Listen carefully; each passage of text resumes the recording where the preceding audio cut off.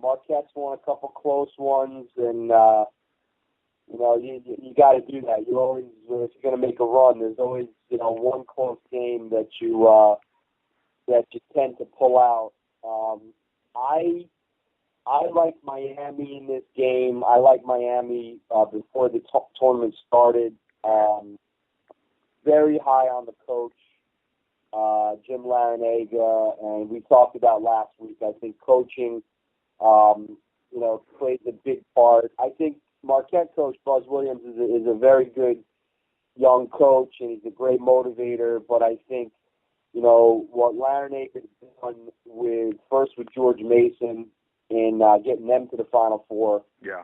And then now with Miami, taking a program that they always had talent. Yeah. But, he's finally gotten them to win, and they win the ACC regular season and the ACC tournament. So I think they're battle tested, and they won a close game the other night. So I like Miami in that game. I like the backcourt, the kid Larkin, the point guard, and also an underrated player is the kid Durant Scott. He plays the 2 for them now, and he's shooting a very high percentage from 3. Yeah. But before Larkin got there, Scott was the point guard, and I remember when he was a freshman, I think his first game, he had 10 assists and no turnovers. Wow. And he really, he caught my eye a few years ago, and so he can make a 3, and he can make a play for somebody else off the dribble, and a lot of times when you have the edge in the backcourt, and on the bench with the coach, that can be tough to overcome. Yeah. Yeah. Do you think that Miami is? There was talk earlier in the year that people didn't really think Miami were real contenders. Do you think that talk's changed now? Absolutely. I mean, they have NBA talent. There's no question. Yeah. And I think when you get through the ACC and have the type of record that they did, I mean, they're for real. So I like them. I do like the kid Vander Blue on Marquette. I mean, I think he is definitely an NBA prospect as well. So, I mean, it's going to be a really good game. I mean, there's a handful of kids that can definitely, given the right situation, make the league. And so that always makes for an exciting matchup. And then you look at Arizona and Ohio State, and this is another good one. I think the key in this one, the kid for Arizona, Mark Lyons, who's a transfer from Xavier, will Kraft, the kid from Ohio State, the guard, will he be able to limit Lyons, because Kraft's an incredible defensive player and has done a really good job shutting down the other guards. So I think that's the key in that matchup. I tend to think Ohio State has a little bit too much firepower for Arizona. Right. But I will tell you this, again, the coach, Sean Miller from Arizona, is a tremendous coach.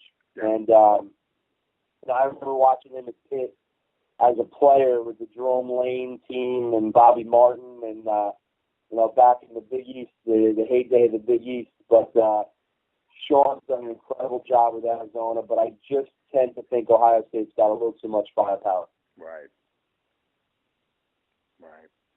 And then you got Syracuse, Indiana. This is probably the best matchup of the day. I'll tell you, this is a toss-up, man. I mean, obviously Indiana come through the regular season as a number 1 team, and they pulled out the big win over Temple. Yep.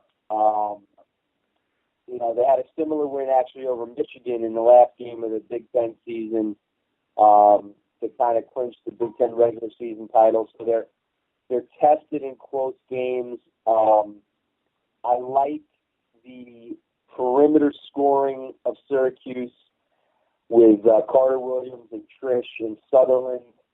I think the key for them is if they get a big game inside from Christmas and by Musa Keita. I think those are the keys for Syracuse. Okay. And if they get a strong performance from those five, I could see Syracuse, winning by 8-10. Yeah.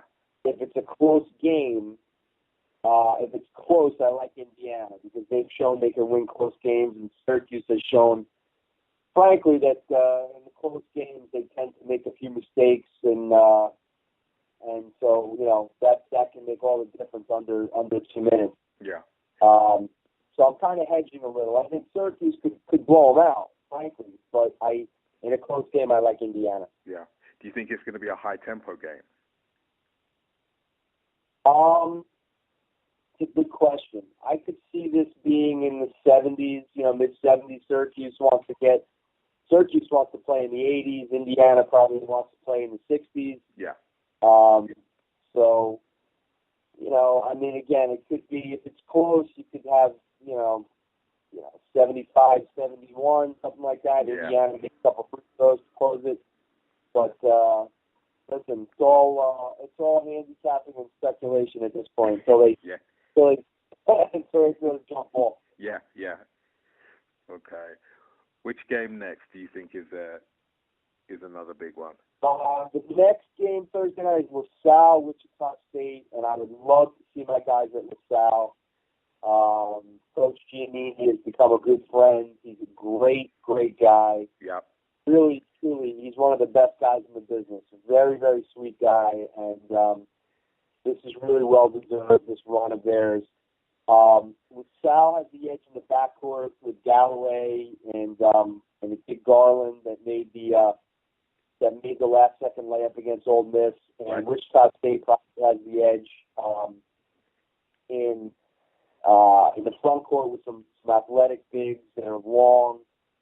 They also have the kid that went bananas, to beat Gonzaga, that was making all that three. So right. I have a feeling Wichita State is gonna take this one, but my heart is with LaSalle.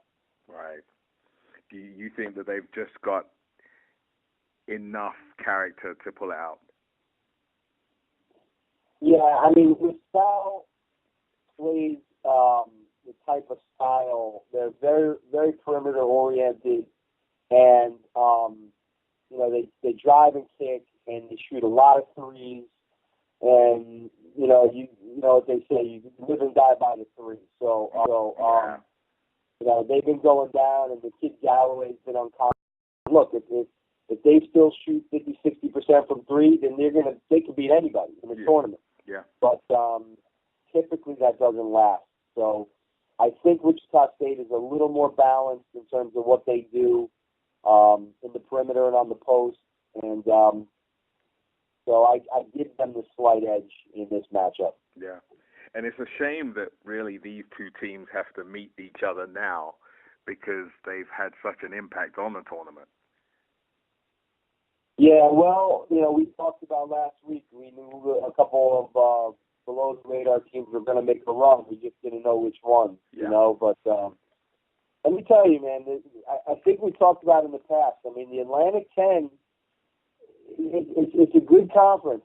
People don't give it enough credit when compared to the Big East and the ACCs and all the different power conferences. But you look at Temple, and they knocked off Syracuse when Syracuse was the number one team in the country at Madison Square Garden. You look what LaSalle's doing now. You look at what Butler's been able to do. St. Louis was a really good team in the regular season. They got knocked off, but they had a great year. So, those teams could play with anybody. Like I said, LaSalle's a very, very talented team. It's really all about matchups. Yeah. And when you play people. And, look, they could just as easily be Wichita State. It's not like Wichita State is a top 10 team this year in the country. So, LaSalle could win. I just, in analyzing the game, I think, my heart is telling me LaSalle, but my gut is telling me Wichita State. Right. No matter what, it's going to be a good game. No doubt. No doubt. And then Friday, you got more good games. You got, let's see, Oregon, Louisville. I mean, Oregon got a kid, Arsalan Kasemi, who's a great rebounder. I'm sure Patino will find a way to neutralize him a little bit on the glass. Louisville is just on a roll, man. I'll tell you, Patino, and it's funny, he's a big horse guy. Right. And I always feel like, not just in-game, obviously he's a tremendous in-game coach with his philosophy and when he picks the tempo up and when he slows it down and different sets that he runs and how he shuts other people down. But I always feel like he manages the entire season like a horse race. Right. And he doesn't, he doesn't go to the whip too early, and he does it just at the right time. And I always have a feeling that he's thinking of his horseman strategy when managing these teams. Yeah. Because he pushed the button here at the right time, and they're rolling, and they're a very confident team. So, I know it's they're number one seed. It's easy to say, but I think Louisville is gonna handle them pretty easily Friday night. Michigan, Kansas is probably a matchup of the two best in-game coaches, in my view. Right. Michigan D-line is an incredible, tactician, and Bill Self at Kansas.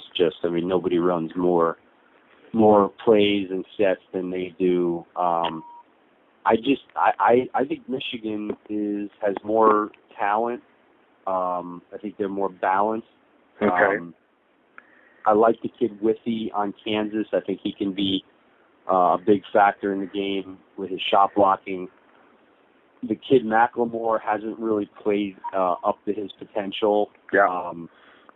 And it's tough. Look, the kid's a freshman, so you really never know what you're going to get. But I love the point guard on Michigan, Trey Burke, and I love, the two guys, Robinson and Hardaway. I just think they're, incredible athletes and scorers, and I just think that gives Michigan a lot of versatility.